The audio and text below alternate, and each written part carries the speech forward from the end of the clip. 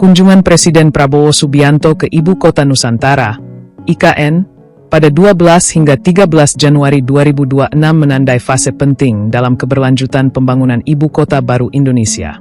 Kehadiran kepala negara di kawasan inti pusat pemerintahan, KIP, menjadi sinyal kuat bahwa proyek strategis nasional ini tetap menjadi prioritas di era pemerintahan baru. Pemerintah menegaskan, pembangunan IKN tidak berhenti pada penyelesaian infrastruktur fisik semata, melainkan diarahkan pada penguatan fondasi kebangsaan, tata kelola pemerintahan, dan pembangunan sumber daya manusia. Komitmen tersebut ditegaskan melalui peninjauan langsung sejumlah proyek utama oleh Presiden. Peristiwa ini merupakan artikulasi politik yang mendalam sekaligus penegasan doktrinal bahwa transisi kepemimpinan nasional membawa misi keberlanjutan bagi pembangunan IKN sebagai proyek strategis nasional. Penekanan pada aspek keberlanjutan ini dikonfirmasi secara lugas oleh Kepala Otorita IKN, Basuki Hadimulyono. Menurutnya, kehadiran Presiden di lapangan memberikan legitimasi moral dan operasional yang sangat dibutuhkan oleh seluruh pemangku kepentingan. Saya mendampingi Presiden Republik Indonesia, Bapak Prabowo, dalam kunjungan kerja beliau ke IKN sebagai penegasan komitmen pemerintah untuk mengawal keberlanjutan Nusantara sebagai proyek strategis nasional, ujar Basuki, seperti diwartakan Antara, Selasa, 13 Januari 2026. Pernyataan ini menegaskan bahwa IKN merupakan amanat nasional yang diatur secara konstitusional dalam Peraturan Presiden, Perpres, Nomor 79 Tahun 2025. Kunjungan ini menyoroti pergeseran fokus pembangunan dari sekadar pengadaan infrastruktur fisik menuju penguatan pilar-pilar kebangsaan. Hal ini terefleksi dengan jelas saat Presiden Prabowo memprioritaskan peninjauan lokasi pembangunan SMA Taruna Nusantara. Bagi seorang pemimpin yang memiliki latar belakang pendidikan kedisiplinan yang kuat, pembangunan sumber daya manusia dipandang sebagai fondasi eksistensial bagi ibu kota masa depan. Basuki menekankan bahwa langkah ini adalah wujud perhatian negara terhadap penguatan pendidikan dan pembinaan karakter generasi muda yang nantinya akan mengisi struktur birokrasi dan kepemimpinan di pusat pemerintahan baru tersebut. Namun, restu dan dukungan ini tidak datang tanpa catatan kritis. Presiden Prabowo menunjukkan ketelitian manajerialnya dengan memberikan sejumlah instruksi serta koreksi teknis. Perhatian khusus diberikan pada desain dan aspek fungsionalitas kompleks eksekutif, legislatif, dan yudikatif. Koreksi ini menjadi penting agar pembangunan tidak hanya mengejar kecepatan, tetapi juga ketepatan fungsi dan estetika yang mencerminkan martabat bangsa. Menteri Sekretaris Negara, Mensesnek, Prasetyo Hadi, mengungkapkan, Presiden secara spesifik meminta Otorita IKN dan Kementerian Pekerjaan Umum, PU, untuk melakukan perbaikan berkelanjutan demi mewujudkan IKN sebagai ibu kota politik yang ditargetkan tuntas pada tahun 2028. Bapak Presiden memang sejak awal memberikan penekanan untuk mempercepat proses pembangunan fasilitas yang akan dipergunakan untuk legislatif maupun yudikatif, yang harapannya bisa selesai pada tahun 2028, ujar Prasetyo Hadi. Penekanan ini menunjukkan bahwa target 2028 merupakan tenggat waktu krusial di mana orkestrasi kekuatan politik nasional secara formal diharapkan telah bermuara sepenuhnya di Kalimantan. Koreksi desain yang diberikan Presiden diharapkan mampu mengoptimalkan efisiensi pemerintahan tanpa mereduksi nilai-nilai kebinekaan yang diusung oleh konsep desain awal.